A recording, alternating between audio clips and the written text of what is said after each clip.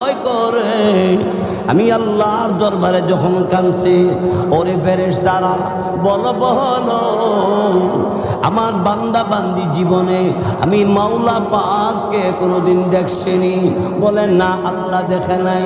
ফেরেশতারা তখন এইভাবে বলতে আরম্ভ করবে, ও আল্লাহ, জান্নাত দেখে নাই, জাহান্নামও দেখে নাই, তোমাকেও দেখে নাই, কিন্তু জাহান্নামের আযাবের ভয়, ওগো মাওলা, তোমার ভয়ে জান্নাত পাওয়ার আশাই তোমার কাছে জীবনে যত গুনাহ করেছে গো, এখন তোমার বান্দা বুঝে ফেলেছে, আর বলে গুনাহ করবে না।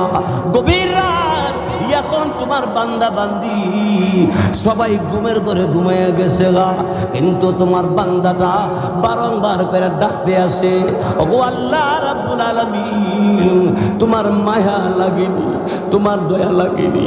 আমার আল্লাহ ডাক দে বলে, ফেরেশতারা রে, সাক্ষী থাকো, আমার বান্দার মাথাটা আমি আল্লাহর কুদরতি কদমে সেজদায় দিয়া এইভাবে আমার কাছে কান্দে। আর কত মানুষ জঙ্গলের ভিতরে বাঘ ভালুক পাখিরা ডালে ডালে সবাই আরামের ঘুমের ঘরে ঘুমিয়ে আছে, আমার বান্দা আমার বান্দি আমি আল্লাহ পাক রব্বুল আলামিনের কুদরতি কদমে সেজদা দিয়ে উঠে আমি আল্লাহর দরবারে ফকিরের মতো ভিক্ষুকের মতো ভিক্ষা চায়, আল্লাহ আর গুনাহ করব না। ও ফেরেশতারা, তোরা সাক্ষী থাকো, আমার বান্দা আর বান্দিদের জিন্দেগীর গুনাহ মাফ করে দিছি। ফেরেশতারা সাক্ষী থাকো, আমি মাফ করে দিলাম। আল্লাহ পারবনি মাফ করতো? আল্লাহ আওয়ামী লীগের জন্য আছে, বিএনপির জন্য, জাতীয় পার্টির জন্য, যারা কোনো পার্টি করে না হেরার জন্য, যেরকম ঠিক কিনা?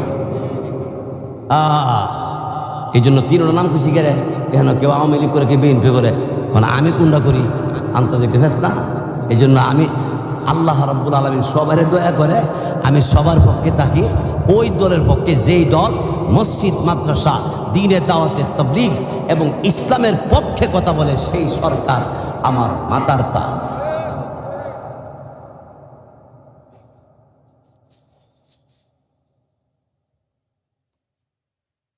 এই ব্যাপারে আল্লাহ রাব্বুল আলামিন তিনি কোরআনুল কারীমের মধ্যে আল্লাহ বলেন, ইন্নাল্লাহা ইয়াগফিরুয যুনুবা জামিআ,